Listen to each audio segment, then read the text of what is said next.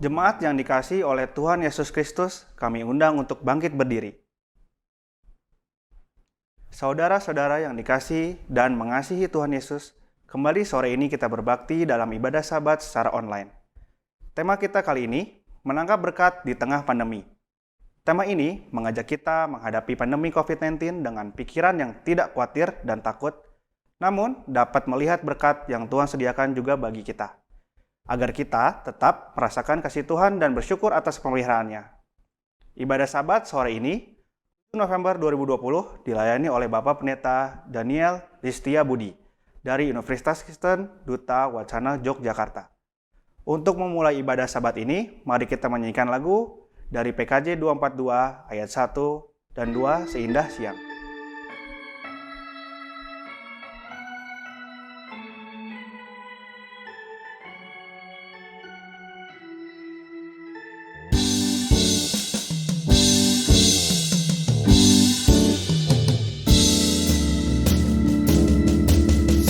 Seindah siang disinari terang, cara Tuhan mengasihiku. Seindah petang dengan angin sejuk, cara Tuhan mengasihiku. Tuhanku lembut dan penyayang,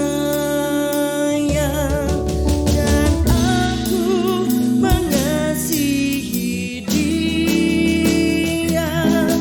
Kasih-Nya besar, agung dan mulia, cara Tuhan mengasihiku.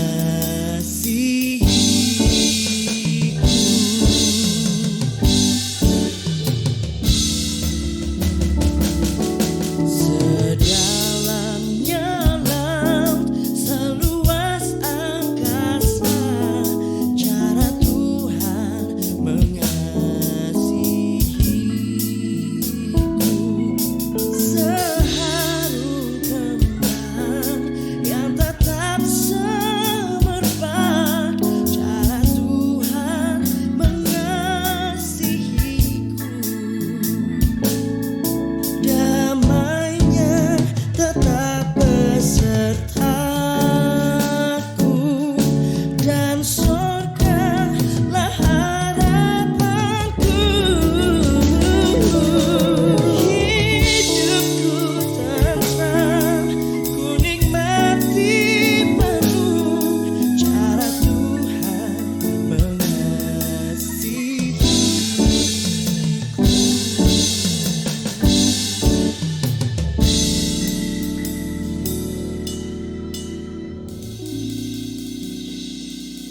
Pertolongan kita adalah dalam nama Tuhan, pencipta langit dan bumi. Amin. Salam kasih dalam Kristus bagi saudari dan saudara semua. Dan bagi saudara juga. Jemaat dipersilahkan untuk duduk kembali. Jemaat yang terkasih, mari kita mengakui dosa kita dengan membaca 1 Korintus 13 ayat 1 dan 2 yang berbunyi demikian. Sekalipun aku dapat berkata-kata dengan semua bahasa manusia dan bahasa malaikat, tetapi jika aku tidak mempunyai kasih, aku sama dengan gong yang berkumandang dan canang yang gemerincing. Sekalipun aku mempunyai karunia untuk bernubuat, dan aku mengetahui segala rahasia dan memiliki seluruh pengetahuan, dan sekalipun aku memiliki iman yang sempurna untuk memindahkan gunung, tetapi jika aku tidak mempunyai kasih, aku sama sekali tidak berguna. Mari kita berdoa. Tuhan, sabda-Mu ini mengingatkan kami bahwa mengasihi itu tidak sekedar ucapan-ucapan indah yang enak didengar, atau tindakan-tindakan heroik yang mengagumkan, namun sikap dan tindakan yang lahir dari hati yang mengasihi seperti Tuhan Yesus mengasihi kami. Amin.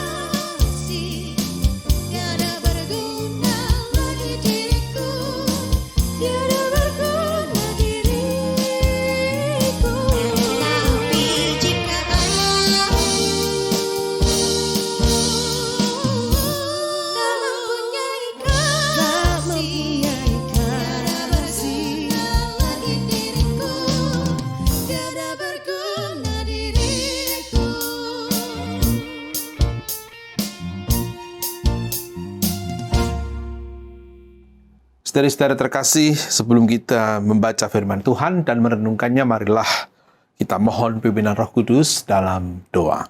Mari kita berdoa. Ya Tuhan, tolonglah kami dengan hikmat Roh-Mu yang kudus, Roh penghibur dan Roh penolong itu, sehingga kami yang terbatas, kami kiranya ditolong oleh Roh-Mu, agar dapat membaca firman-Mu dengan teliti, merenung-renungkannya dengan mendalam, mendapatkan maknanya bagi kami semua di tengah-tengah pergumulan kami terkait pandemi.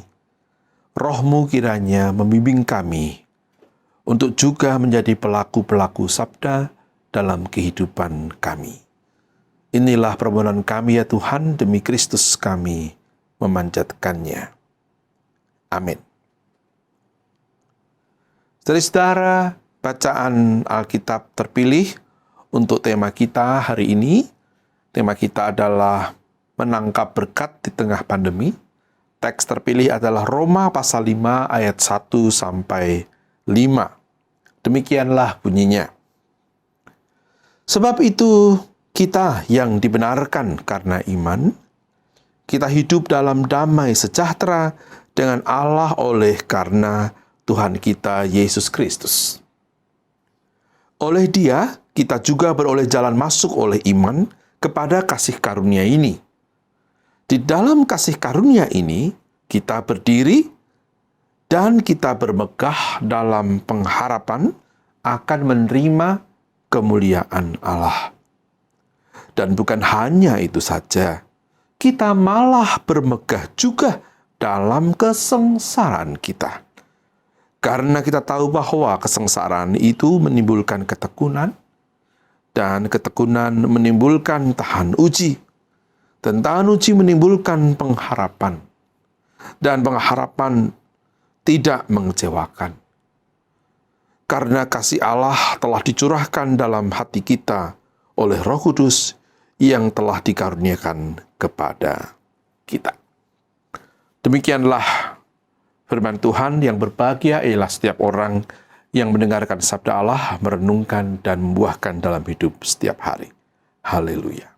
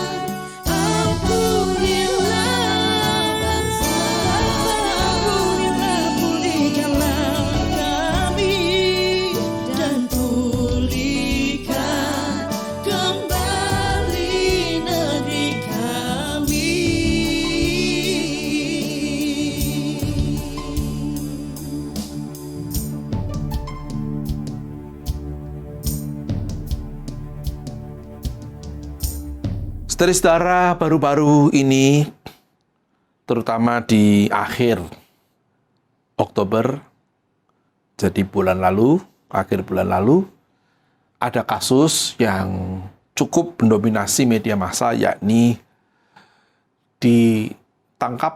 diperiksanya seorang yang menyebut dirinya Gus terkait dengan pencemaran nama baik.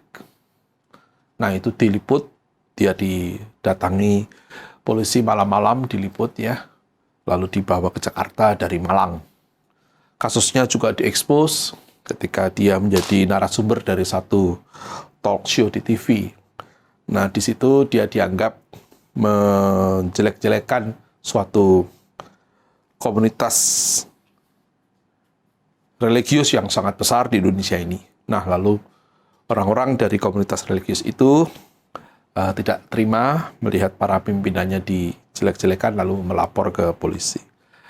Nah, lalu terjadilah prosesnya. Saya membayangkan kalau kita ada dalam posisi semacam itu, kita terlapor, lalu kita barangkali disidang, itu akan ada dua hal terjadi dalam diri kita. Kalau kita benar, maka kita tidak akan takut. Mungkin tergetar ya, karena kan, wah, persidangan begitu. Tapi takut mungkin dalam hati soal kebenarannya tidak, karena kita tahu kita benar. Jadi tuduhan-tuduhan kita bisa dengan hati bersih menyangkalnya atau menjelaskannya. Tapi kalau kita memang salah sebetulnya, saya membayangkan orang yang kalau disidang, kalau memang dia salah, berbuat salah dan dia sendiri tahu dia salah, maka dia bukan hanya takut terhadap realitas persidangan itu, dia juga takut ketika realitas persidangan itu lalu menanyai dia sesuatu yang dia tahu hal yang ditanyakan itu kepada dia adalah sesuatu yang membuktikan dia salah. Barangkali dia tidak akan mengaku salah, tapi jauh dalam hati dia tahu bahwa sebetulnya dia salah. Nah, jadi ada dua kemungkinan itu, saudara-saudara.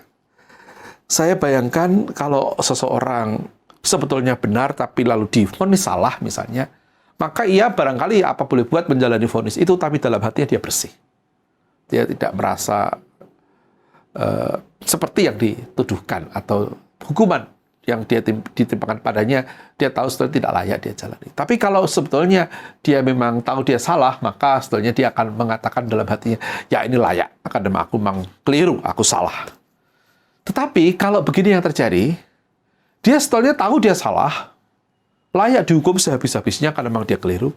Tetapi kemudian ada pihak yang membenarkan dia, artinya, oke, kamu salah, tapi kamu tidak lagi terhukum karena hukumanmu dianggap sesuatu yang tergantikan, misalnya digantikan orang lain atau dianggap diputihkan. Ya. Jadi kamu salah jelas, tetapi kamu tidak lagi terhukum karena ada orang yang membuat kamu terbebas dari hukuman, walaupun kamu sebetulnya salah. Nah, peristiwa semacam itu pasti mengejutkan. Dan barangkali kita antara bersyukur, malu, tapi juga sekaligus heran, ya kan? Bersyukur karena ada yang membebaskan kita, malu karena sebetulnya kita salah, heran karena kok ada yang mau melakukan itu untuk kita. Nah, kalau yang ketiga itu, itulah yang disebut dengan nama pembenaran, dibenarkan. Itulah ayat yang ke-1, saudara-saudara, dari pasal ke-5. Sebab itu, pasal 5 ayat 1 Roma, kita yang dibenarkan karena iman, dipakai kata dibenarkan, dikaiotentes, pasif, jadi ada seseorang lain atau pihak lain yang membuat kita yang salah menjadi hilang salahnya. Kita terbenarkan, dibenarkan. Sebab itu kita yang dibenarkan karena iman, harusnya lalu kita hidup dalam damai sejahtera dengan Allah, dan karena Tuhan kita Yesus Kristus, kita memperoleh jalan masuk mengalami kasih karunia. Nah, jadi model yang ketiga ini yang sebetulnya muncul dalam teks kita. Orangnya salah, betul-betul salah, tidak ada pembuktian dia tidak salah, sungguh salah, tapi rahmat Allah membuat dia yang salah tak diperhitungkan kesalahannya. Nah, orang semacam ini pasti tadi ya, kalau dalam analogi saya antara bersyukur, malu, dan heran.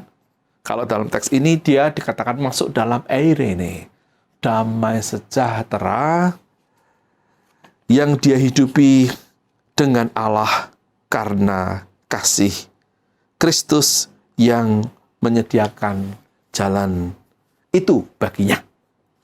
Nah, oleh karena itu dikatakan Paulus menyarankan supaya umat Roma bermegah karena hal ini.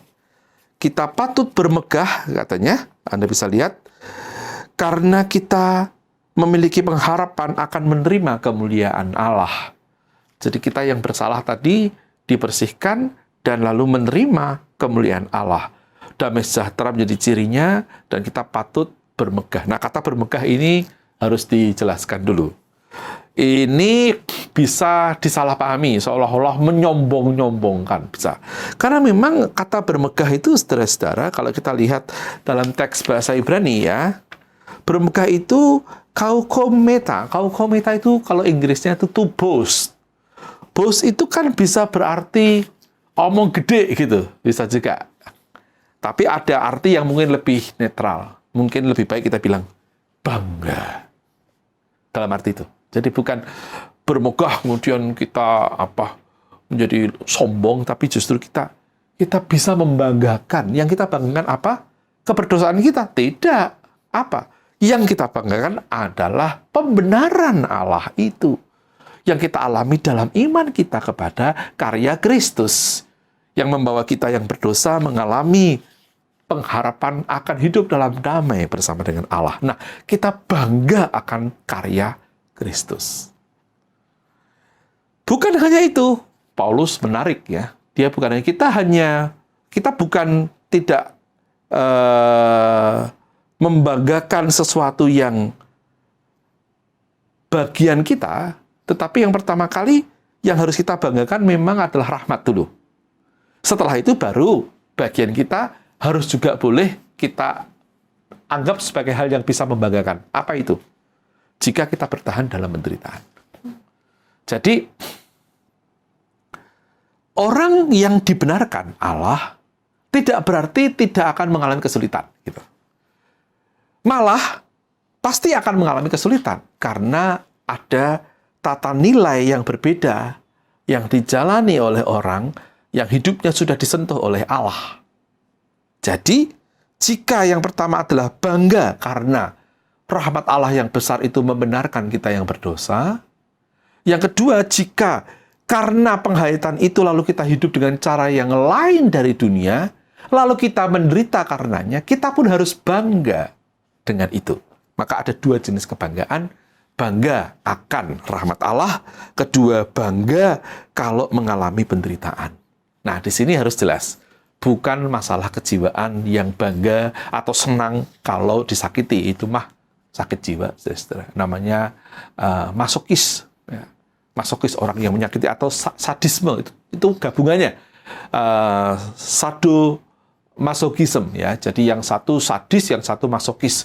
Yang satu merasa mendapat kepuasan kalau menyakiti, yang satu mendapat kepuasan kalau disakiti. Bukan itu.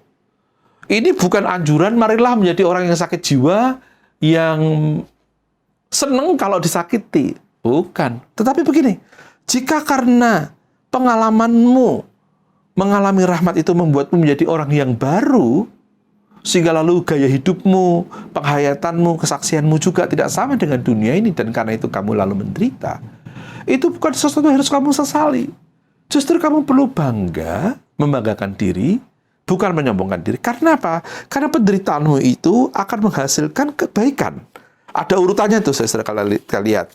Kita bukan hanya bangga akan kemuliaan Allah, tapi harus juga bermegah, dalam arti bangga tadi ya, akan kesengsaraan kita, karena kita tahu kesengsaraan itu menimbulkan ketekunan, ketekunan menimbulkan tahanuji, tahanuji menimbulkan pengharapan, pengharapan tidak mengecewakan, karena kasih Allah telah dicurahkan dalam hati kita oleh Roh Kudus yang telah dikaruniakan kepada kita. Jadi, hasil dari kehidupan yang sungguh mengolah iman pada Kristus yang membenarkan kita adalah keberanian mengolah kesengsaraan hidup penderitaan hidup dengan tabah, hupomone, tahan uji, sehingga lalu ia justru mengalami kebenaran dari pengharapan itu. Karena dia tahu dia punya pengharapan dari Allah yang membenarkan dia, maka hidupnya yang menderita malah bisa menjadi suatu penghayatan iman itu sendiri. Nah, dalam hal itu Anda boleh bangga. Bukan membangga-banggakan pamer, bukan. Tapi Anda boleh bangga karena Anda melihat jalan hidup Anda adalah jalan hidup yang terbukti setia pada karya pembenaran Allah itu. Nah, begitulah kira-kira tafsir yang agak kompleks. Jika kita lalu mencoba mendiskusikannya dalam rangka tema kita ini, tema kita menangkap berkat di tengah pandemi, apa kaitannya? Paling cepat saya akan berkatakan, hiduplah dengan bermakna. Maknailah pergumulan, maknailah kesengsaraan, maknailah penderitaanmu begitu rupa dalam perspektif karya ilahi. Nah, ada banyak jenis penderitaan ya, saudara. Ada penderitaan yang disebabkan oleh diri sendiri, yaitu kesalahan Anda sendiri. Ada penderitaan yang penyebabnya tidak kita ketahui, karena mungkin alam, ya bencana alam, atau oleh orang lain yang tiba-tiba membuat kita jadi korban, lalu kita mempertanyakan kepada Allah, itu topik yang serius ya, namanya teodise, kita tidak bicara itu.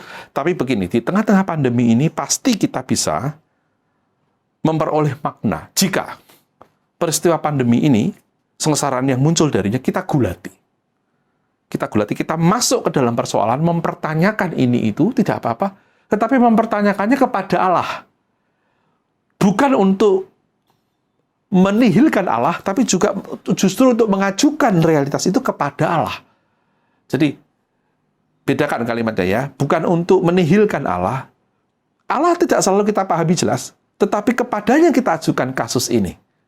Kita mengajukannya dengan ketidaktahuan kita tentang sebab-penyebabnya, tapi juga dengan ketahuan kita bahwa apapun hal ini bisa menghasilkan makna yang menghasilkan ketahanan uji. Juga dengan pengetahuan bahwa rahmat Allah duluan menyapa kita. Rahmat Allah membenarkan kita. Gitu kan? Jadi kita ikuti kan itu dulu. Jadi, si Kristen yang bertanya ini, yang mungkin menggugat, boleh sih kalau mau pakai kata ini, kalau ada berani, menggugatnya tetap dalam rangka meresponi rahmat Allah yang datang kepadanya. Boleh juga kok kita bertanya, mengapa toh? Sebabnya ini apa toh? Gusti kok negakake kawula. Nah, kalau bahasa Jawa Anda kan GKJ pasti tahu. Kok, duh Gusti, menapa ingkang dados sebabipun perkawis menika? Kok boten bim salah bim, ngaten ya, dihilangkan semuanya. Boleh tanya seperti itu. Tidak salah, itu bukan tidak beriman loh. Itu bisa tetap dibilang iman, manakala kerangkanya adalah Allah menjadi kompas pertanyaan itu.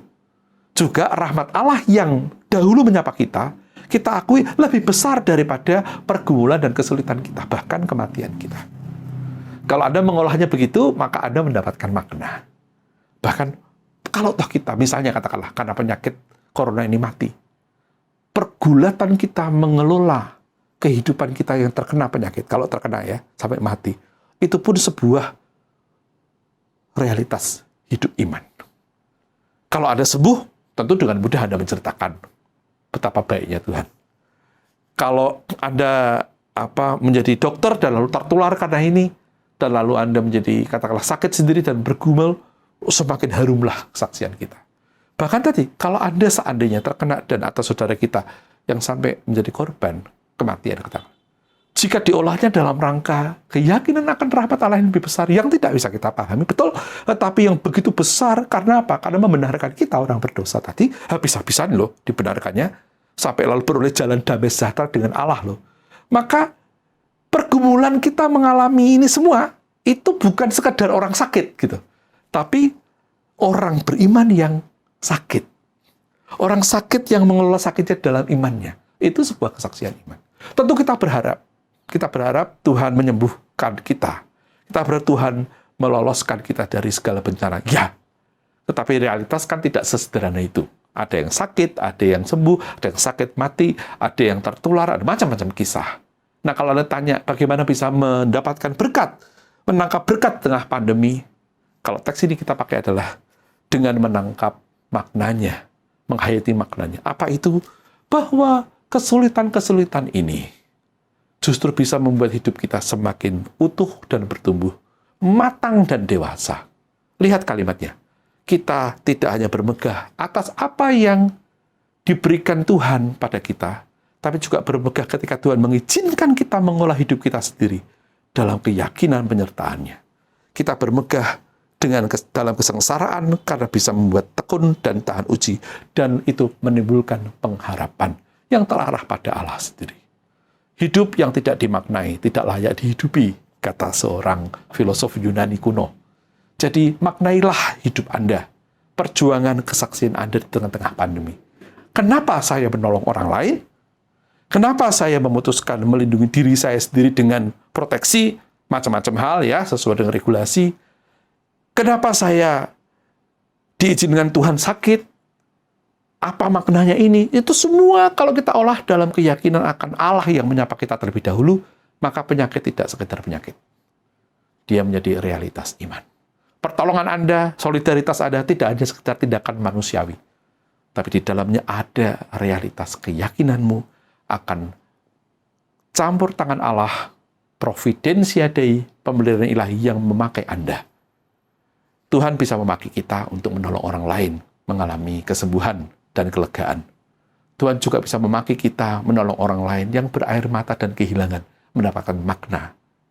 Tuhan bisa menolong kita, bahkan ketika diri kita sendiri menderita, diri kita sendiri mungkin sakit, tertular atau apa, menjadi realitas kesaksian bahwa yang kualami tidak membuatku semakin gugur dalam imanku. Yang kualami membuatku semakin bertahan dan bertumbuh, mengalami dan melihat Tuhan dengan cara yang berbeda. Saudara-saudara, semoga kita menjadi komunitas yang begini. Pemetik makna, memanen makna, membagikan makna satu sama lain. Bayangkan, jika di wilayah tempat Bapak Ibu bergereja, dalam skop GKJ Bandung ini, setiap orang memaknai peristiwa hidupnya dalam kerangka iman. Anda bisa membagikan berbagai mutiara rohani yang indah satu sama lain. Ada yang konteksnya kegagalan, ada yang konteksnya keberhasilan dalam hal pandemi ini, ada yang konteksnya air mata, ada yang konteksnya tawa, macam-macam. Itu menjadi kumpulan dari mutiara-mutiara iman. Dengan itulah saya kira, dengan rendah hati, kita membanggakan karya Allah dan boleh membanggakan penderitaan yang kita alami. Karena melalui itu, pada intinya nanti, hidup kita berguna bagi dimuliakannya Tuhan dan karyanya. Selamat membagi berkat setelah terlebih dahulu mendapatkan makna. Selamat membagi berkat ketika Anda terlebih dahulu mengalami Allah memberkati kita terlebih dulu, jauh lebih dulu daripada ketika kita menemukan berkat-berkatnya. Amin.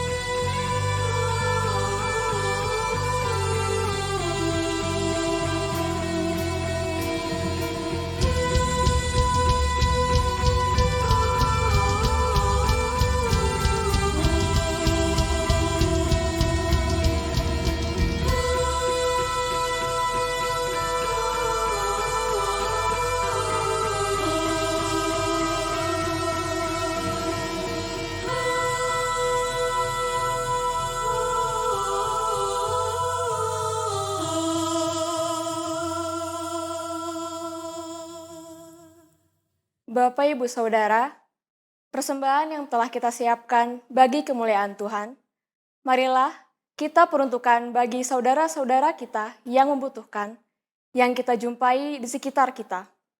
Dasar persembahan kita baca dari Bilangan 18 ayat 29 yang berbunyi, "Dari segala yang diserahkan kepadamu, yakni dari segala yang terbaik di antaranya, haruslah kamu mempersembahkan seluruh persembahan khusus kepada Tuhan sebagai bagian kudus daripadanya." Persembahan akan diiringi lagu "Sudahkah yang terbaik kuberikan?"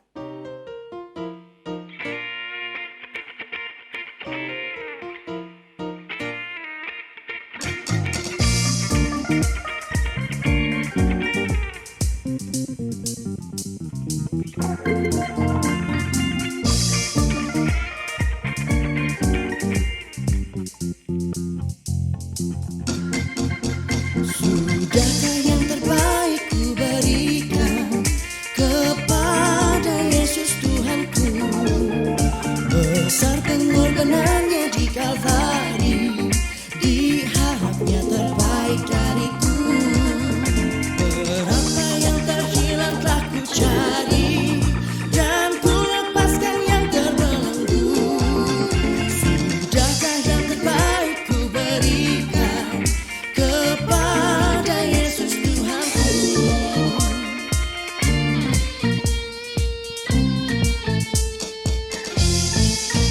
Begitu banyak waktu yang terluang, sedikit ku beri baginya. Sebab kurang kasihku pada Yesus, mungkinkah hancur pula hatinya? Berapa yang terhilang telah ku cari, dan ku lepaskan yang terbelenggu. Sudahkah yang terbaik ku berikan kepada Yesus Tuhanku?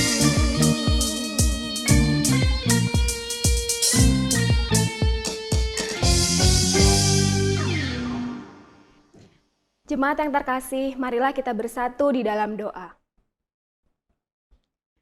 Bapa yang Maha Kudus, kami bersyukur karena kasih setiamu, karena perlindungan tanganmu, kami boleh ada sampai hari ini. Terima kasih untuk berkat-Mu, untuk berkat kesehatan, berkat makanan dan minuman, berkat keselamatan yang boleh kami rasakan sampai hari ini. Kami juga bersyukur hari ini kami bisa mengikuti ibadah Sabat, meskipun kami berjauhan, tetapi hati dan iman kami tetap satu untuk memuji dan memuliakan nama-Mu. Bapa di dalam surga, pada ibadah hari ini, kami juga sudah mengumpulkan persembahan, sebagian dari berkat yang tercurah dalam kehidupan kami. Kiranya persembahan ini boleh menjadi ladang berkat-Mu, boleh untuk memperluas kerajaan-Mu. Juga berkati untuk pihak-pihak yang mengelola persembahan ini, berikan roh takut akan Tuhan, sehingga bisa mengelola persembahan ini dengan baik dan berkenan di hadirat-Mu. Bapa di dalam surga, kami juga ingin menaikkan doa syafaat kami. Tidak henti-hentinya Bapa, kami berserah, kami berpasrah dalam kondisi pandemi COVID-19 ini. Kami terus mengharapkan pertolongan dari-Mu, mengharapkan lawatan dari-Mu. Kiranya Engkau selalu memberkati kami dimanapun kami berada. Sungguh Bapa, COVID-19 ini menjadi ketakutan bagi kami, menjadi kekhawatiran bagi kami. Tapi kami tidak perlu merasakan seperti itu karena kami mempunyai Engkau. Kami mau menyerahkan untuk pihak-pihak pemerintahan, tenaga kesehatan, dan orang-orang yang berupaya untuk mengatasi pandemi ini, Bapa. Kiranya Engkau sertai mereka, Engkau mampukan mereka untuk dapat mengatasi pandemi ini dengan baik. Pandemi ini bisa segera teratasi dengan baik. Semua bisa menjadi sehat kembali, Tuhan. Berkati untuk orang-orang yang terinfeksi, berikan lawatan-Mu, Bapa, terhadap mereka. Kami juga mau menyerahkan orang-orang yang terdampak secara ekonomi, Bapa. Kiranya Engkau menjamah mereka, Engkau angkat mereka, Tuhan, sehingga bisa menjalani kehidupan ini dengan baik. Kami juga mau menyerahkan gerejamu dimanapun gerejamu berada. Kiranya gereja-gereja bisa menjadi ladang berkat-Mu, bisa membantu sesama kami, dan bisa menjadi berkat, sehingga nama-Mu yang terus dipermuliakan. Bapa di dalam surga, kami juga mau menyerahkan keluarga-keluarga kami masing-masing. Berikanlah keluarga kami masing-masing kesehatan yang baik. Jauhkan dari mara bahaya sakit penyakit apapun, Bapa. Untuk yang mempunyai pergumulan, kiranya Engkau angkat pergumulan itu. Bagi yang sakit, Engkau sembuhkan. Bagi yang kesulitan, kiranya Engkau juga menyertai mereka. Anak-anak yang bersekolah, berkuliah, anak-anak yang sedang mencari pekerjaan, kiranya Engkau juga selalu menyertai mereka. Terima kasih Bapa, inilah seru doa kami. Kami menyadari kekurangan dan kelemahan kami. Ampuni bila dalam kami berdoa, ada hal yang kurang berkenan di hadirat-Mu. Di dalam nama Tuhan Yesus, kami sudah berdoa dan mengucap syukur. Amin. Jemaat kami undang untuk bangkit berdiri.